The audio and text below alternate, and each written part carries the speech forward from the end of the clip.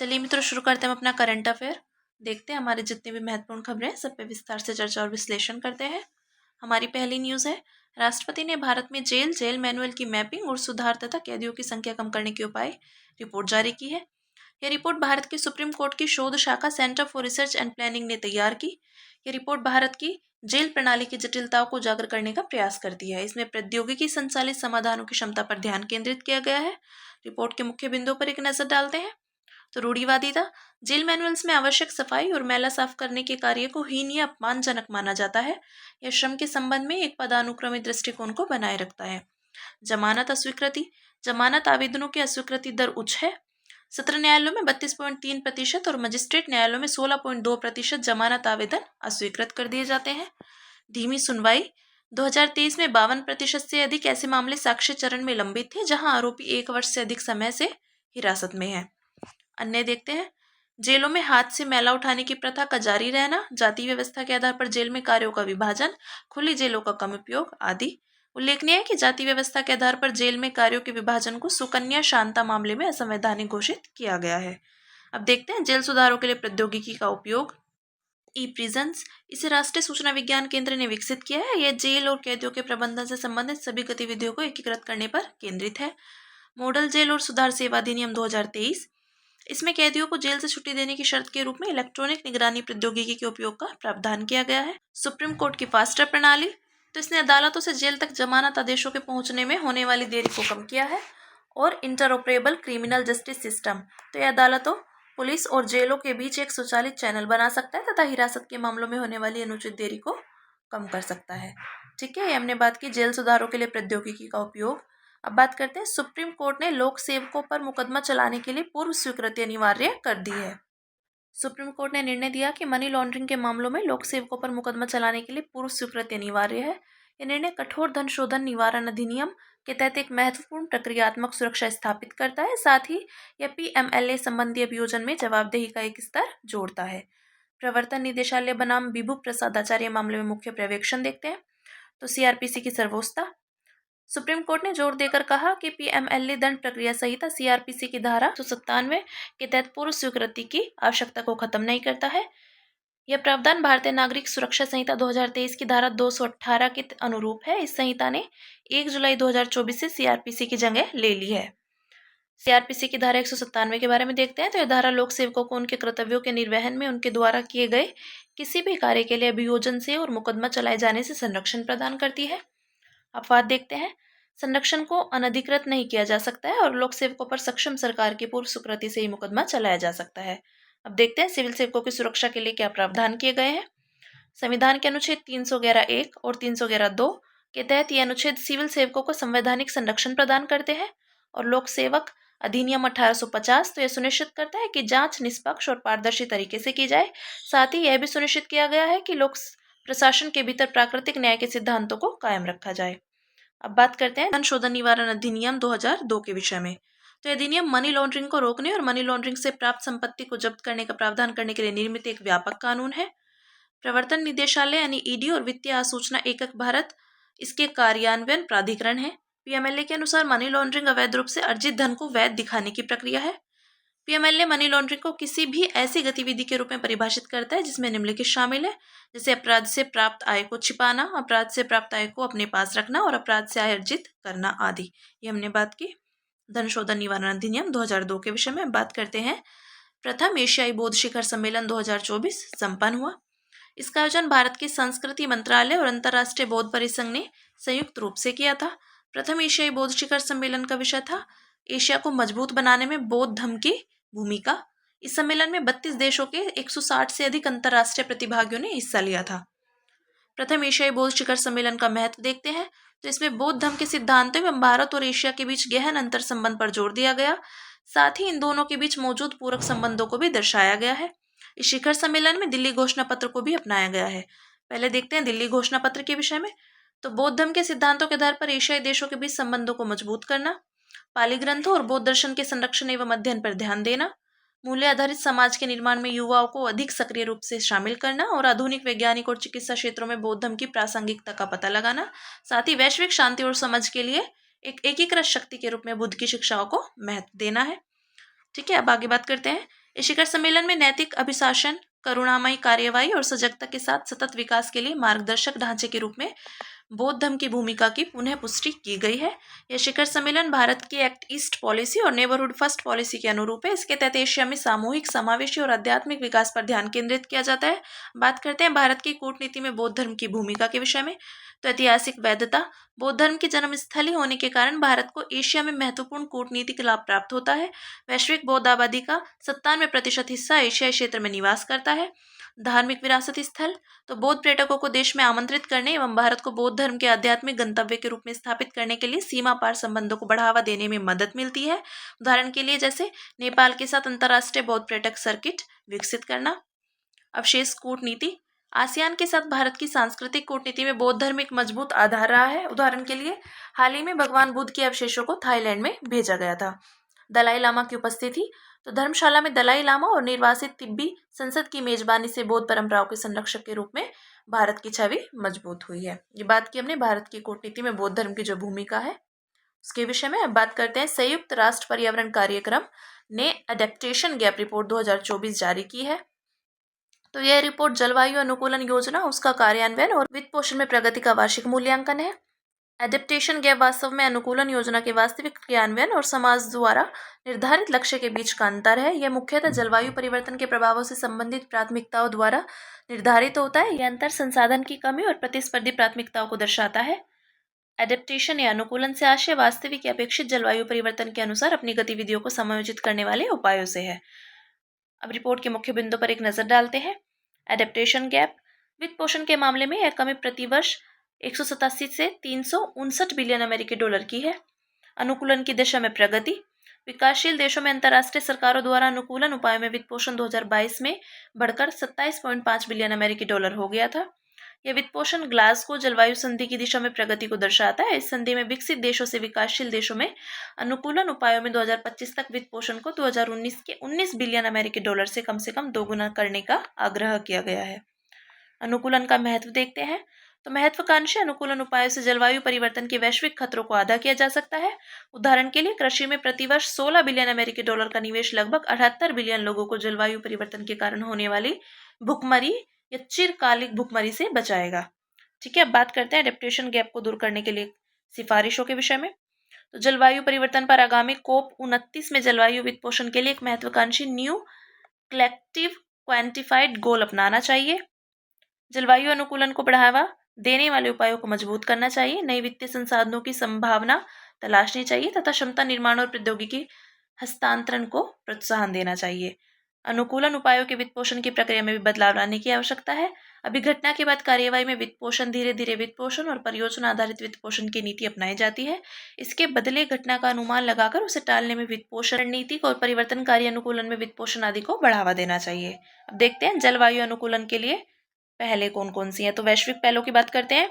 Paris जलवायु परिवर्तन समझौता, इसमें अनुकूलन क्षमता को बढ़ाने के उद्देश्य से वैश्विक अनुकूलन लक्ष्य निर्धारित किए गए हैं। संयुक्त अरब अमीरात का वैश्विक जलवायु लचीलेपन के लिए फ्रेमवर्क, इसमें 11 वैश्विक अनुकूलन लक्ष्य शामिल किए गए हैं।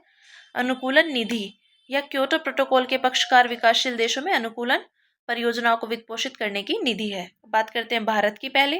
तो जलवायु परिवर्तन पर राष्ट्रीय कार्य योजना, इसमें जलवायु परिवर्तन पर 8 राष्ट्रीय मिशनों को शुरू करने का प्रावधान शामिल है। जलवायु परिवर्तन के लिए राष्ट्रीय अनुकूलन निधि, इसका उद्देश्य जलवायु परिवर्तन के अधिक खतरों वाले राज्यों में अनुकूलन कार्यवाही को बढ़ाना और उन्हें वित्त पोषित करना है। और mangrove initiative for shoreline habitats and tangible incomes और अमृत धरोहर जैसी योजनाएं शुरू की गई हैं। ठीक है, ये बात की जो भारत के लिए पहले थी जलवायु अनुकूलन के संबंध में। बात करते हैं, यूनेस्को ने ग्लोबल एजुकेशन मॉनिटरिंग रिपोर्ट 2024 जारी की।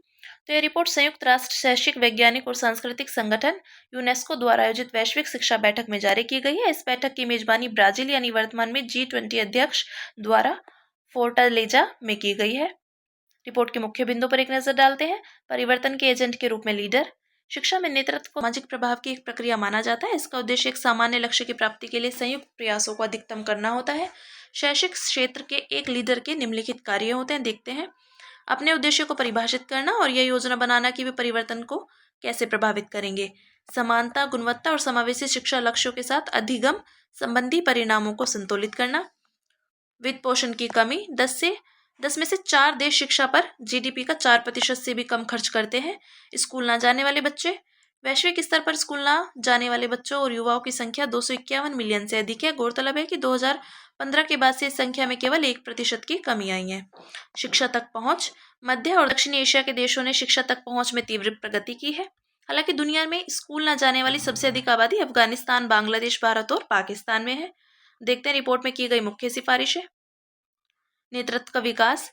प्रधानाध्यापकों को अपने स्कूलों को प्रभावी ढंग से प्रबंधित करने की स्वतंत्रता दी जानी चाहिए। System leader. शिक्षा अधिकारियों में सिस्टम लीडर के रूप में सेवा करने की क्षमता विकसित करनी चाहिए और प्रारंभिक कक्षाओं में जलवायु परिवर्तन से संबंधित विषयों को पढ़ाए जाने की आवश्यकता है। साथ ही इस विषय को विज्ञान के छात्रों के अलावा अन्य विषय के विद्यार्थियों को भी पढ़ाया जाना चाहिए। देखते हैं स्कूल लीडरशिप विकसित करने के लिए भारत सरकार द्वारा शुरू की गई पहले। तो राष्ट्रीय शिक्षा नीति 2020 स्कूल के प्रधानाध्यापकों को अपनी नेतृत्व और प्रबंधन क्षमताओं को बढ़ाने के लिए कार्यशालाओं में भाग लेने की आवश्यकता है। स्कूल प्रमुखों और शिक्षकों की समग्र प्रगति के लिए राष्ट्रीय पहल। तो लर्निंग आउटकम्स, स्कूल आधारित मूल्यांकन और विद्यार्थियों पर केंद्रित लर्निंग हेतु प्रशिक्षण प्रदान करना है। ठीक है, अब बात करते हैं अगली न्यूज़ की, जो है एक अध्ययन में वर्षावनों को रबड़ के बागानों में बदलने पर चिंता व्यक्त की गई है। तो इस अध्ययन में वर्षावनों को रबड़ के बागानों में बदलने से मृदा में घुलित जैविक कार्बन डीओसी पर पड़ने वाले हानिकारक प्रभावों का उल्लेख किया गया है। इस अध्ययन के अनुसार पहले के वर्षावनों को रबड़ के बागानों में बदलने से वैश्विक कार्बन चक्र प्रभावित हो सकता है और जलवायु परिवर्तन की गति तेज हो सकती है। रबड़ के बागान मृदा में भंडारित लगभग 50% कार्बन को बाहर निकाल देते हैं। यह कार्बन ग्रीन हाउस गैसों के रूप में वायुमंडल में मिल जाती है। मृदा में भंडारित कार्बन का कम होना चिंताजनक है, क्योंकि मृदा में वैश्विक स्तर पर 1500 पेटाग्राम जैविक कार्बन जमा होता है। यह भंडार वायुमंडल और वनस्पति में जमा संयुक्त कार्बन भंडार से कहीं अधिक है।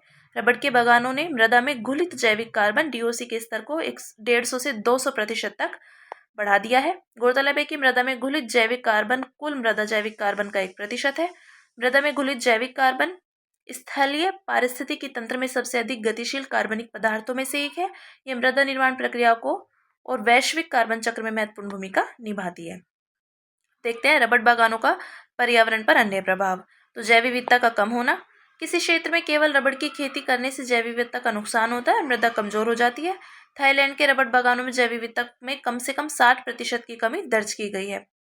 वनों की कटाई में वृद्धि। पिछले 3 दशकों में दक्षिण पूर्व एशिया में रबड़ बागानों के कारण 4 मिलियन हेक्टेयर से अधिक उष्णकटिबंधीय वन नष्ट हो गए हैं। जल की कमी होना। रबड़ की खेती के लिए अधिक जल की आवश्यकता होती है, इससे वाष्प उत्सर्जन बढ़ता है तथा सतही जल अपवाह और वाटर यील्ड कम होते हैं। वाटर यील्ड किसी फसल मौसम के दौरान उपयोग किए गए जल की मात्रा और उत्पादित फसल की मात्रा के बीच मात्रात्मक संबंध है। प्रदूषण का बढ़ना। रबड़ के प्रसंस्करण में जल के अधिक उपयोग से जल और मृदा प्रदूषण बढ़ता है। अब देखते हैं प्राकृतिक रबड़ के विषय में। यह अमेजन नदी बेसिन की मूल यानी नेटिव प्रजाति है। औपनिवेशिक ब्रिटिश सरकार ने उष्णकटिबंधीय एशिया और अफ्रीका में इसकी खेती शुरू की थी। रबड़ की खेती के लिए अनुकूल परिस्थितियाँ। तो इसकी खेती अलग अलग कृषि जलवायु प्रदेशों और मृदा प्रकारों में की जाती है। इसकी खेती के लिए लगभग 200 सेंटीमीटर वार्षिक वर्षा आवश्यक है। विश्व में रबड़ उत्पादन। विश्व में 90% रबड़ उत्पादन दक्षिण पूर्व एशिया में होता है। थाईलैंड रबड़ का सबसे बड़ा उत्पादक देश है। भारत प्राकृतिक रबड़ का तीसरा सबसे बड़ा उत्पादक देश है। भारत में केरल रबड़ का सबसे बड़ा उत्पादक राज्य है। ये बात की हमने प्राकृतिक रबड़ के विषय में। अब देखते हैं अन्य सुर्खियां अपनी। तो इसमें टॉपिक है पहला, वन रैंक वन पेंशन, यानी OROP योजना को लागू हुए 10 वर्ष हो गए हैं। इसके विषय में देखते हैं कि इस धारणा पर आधारित है कि समान रैंक और समान सेवा अवधि के साथ सेवानिवृत्त होने वाले सैन्य कर्मियों को समान पेंशन मिलनी चाहिए, चाहे वे किसी भी वर्ष सेवानिवृत्त हुए हों। योजना की विशेषताएं देखते हैं। हर 5 साल में पेंशन का पुनर्निर्धारण किया जाएगा। सभी पिछले पेंशन भोगियों की पेंशन वर्ष 2013 में सेवानिवृत्त हुए कर्मियों की पेंशन के आधार पर पुनर्निर्धारित की जाती है। OROP का महत्व। सशस्त्र बलों के लिए 25 लाख से अधिक पेंशन भोगियों को लाभ मिल रहा है। यह योजना मुद्रास्फीति व वेतनमान में बदलाव जैसी वजहों से पेंशन में उत्पन्न असमानता को कम करती है और सैन्य कर्मियों द्वारा राष्ट्र के प्रति उनकी सेवा के लिए अधिक सम्मान सुनिश्चित करती है। ये बात की हमने वन रैंक वन पेंशन के विषय में। बात करते हैं प्रकाश संश्लेषण के विषय में। तो हाल ही में वैज्ञानिकों ने पशु कोशिकाओं की सफलतापूर्वक इंजीनियरिंग करके उन्हें प्रकाश संश्लेषण प्रक्रिया में भाग लेने योग्य बनाया है। इससे ऐसी कोशिकाओं को बनाने में मदद मिल सकती है जो कम ऑक्सीजन का उपभोग करती है और कम कार्बन डाइऑक्साइड उत्सर्जित करती है। इस तरह ये कोशिकाओं को मिनी ऑक्सीजन उत्पादकों में बदल देती हैं। अब देखते हैं प्रकाश संश्लेषण फोटोसिंथेसिस के विषय में। तो प्रकाश संश्लेषण प्रक्रिया ऑक्सीजन और शर्करा के रूप में ऊर्जा का उत्पादन करने के लिए सूर्य प्रकाश, जल एवं कार्बन डाइऑक्साइड का उपयोग करती है। यह प्रक्रिया पौधों, शैवाल और कुछ प्रकार के बैक्टीरिया द्वारा संपन्न की जाती है। प्रकाश संश्लेषण के दौरान पौधे हवा और मृदा से कार्बन डाइऑक्साइड यानी CO2 व जल ग्रहण करते हैं, फिर जल को ऑक्सीजन में और CO2 को ग्लूकोज में बदल देते हैं। यह प्रक्रिया क्लोरोफिल यानी पर्णहरित नामक वर्णक पर निर्भर करती है। क्लोरोफिल के कारण पत्तों का हरा रंग होता है। ठीक है, बात की हमने प्रकाश संश्लेषण के विषय में। अब बात करते हैं साइनोबैक्टीरिया के विषय में। तो वैज्ञानिकों ने साइनोबैक्टीरिया के एक नवीन स्ट्रेन स्ट्रोकस की खोज की। यह नवीन स्ट्रेन जैविक प्रक्रिया आधारित कार्बन पृथक्करण परियोजनाओं और मूल्यवान वस्तुओं के बायो प्रोडक्शन में सहायक हो सकता है। इसके विषय में देखते हैं। इन्हें नील हरित बैक्टीरिया और नील हरित शैवाल भी कहा जाता है। प्रकाश संश्लेषण करने वाले सूक्ष्म जीव हैं। ये लगभग हर स्थलीय और जलीय पारिस्थितिकी तंत्र में पाए जाते हैं। साइनोबैक्टीरिया को उनका रंग नीले रंग के वर्णक फाइकोसाइनिन से मिलता है। इसका उपयोग वे प्रकाश संश्लेषण के प्रकाश प्राप्त करने हेतु करते हैं। महत्व देखते हैं इसका। वायुमंडल और महासागरों में ऑक्सीजन आपूर्ति के लिए जिम्मेदार है। जलीय खाद्य श्रृंखला में सहायता करते हैं और नाइट्रोजन स्थिरीकरण द्वारा मृदा और जल को गुणवत्ता युक्त बनाते हैं। ठीक है, अब बात करते हैं PYPIM प्लेटफॉर्म के विषय में। तो इसराइल ने PYPIM प्लेटफॉर्म को विकसित किया है। यह कंप्यूटर को सेंट्रल प्रोसेसिंग यूनिट यानी CPU की आवश्यकता के बिना सीधे मेमोरी में डेटा प्रोसेस करने में सक्षम बनाता है। देखते हैं इसके विषय में। यह एक ऐसा प्लेटफॉर्म है जो पाइथन प्रोग्रामिंग लैंग्वेज को डिजिटल प्रोसेसिंग इन मेमोरी यानी PIM तकनीक के साथ जोड़ता है। इसका महत्व, मेमोरी में डेटा प्रोसेस करने से CPU पर निर्भरता कम हो जाती है। साथ ही इससे कंप्यूटर की गति और दक्षता में सुधार करने के लिए मेमोरी वॉल समस्या का समाधान किया जा सकता है। ध्यातव्य है कि मेमोरी वॉल समस्या के अंतर्गत प्रोसेसर की गति उस दर से अधिक होती है जिस पर मेमोरी से और मेमोरी को डेटा स्थानांतरित किया जा सकता है। ठीक है, ये बात की हमने PYPIM प्लेटफॉर्म के विषय में। बात करते हैं अमेजन वर्षावन के विषय में। तो एक रिपोर्ट के अनुसार ब्राजील के अमेजन वर्षा वनों में वनों की कटाई पिछले वर्ष की तुलना में लगभग 31% कम हुई है। ब्राजील के विशाल सवाना में वनों की कटाई में 25.7% की कमी आई है। इस क्षेत्र में पिछले 5 वर्षों में पहली बार वनों की कटाई में गिरावट दर्ज की गई है। ब्राजील के विशाल सवाना को सेराडो के नाम से जाना जाता है। अमेजन वर्षावन के विषय में देखते हैं। ये वर्षावन दक्षिण अमेरिका में ब्राजील और पेरू के अधिकांश हिस्सों पर तथा Guyana, Colombia, Ecuador, Bolivia, Suriname, French Guiana और वेनेजुएला के कुछ हिस्सों में व्याप्त है। ये दुनिया का सबसे बड़ा उष्णकटिबंधीय वर्षावन है। दुनिया की 10% प्रजातियां पाई जाती हैं।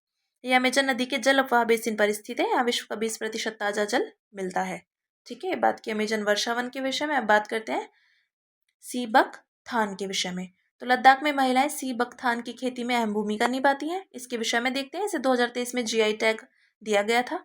लद्दाख में इसे बिना किसी कीटनाशक के पूरी तरह जैविक तरीके से उगाया जाता है। हर साल सितंबर-अक्टूबर में इस फसल की कटाई की जाती है।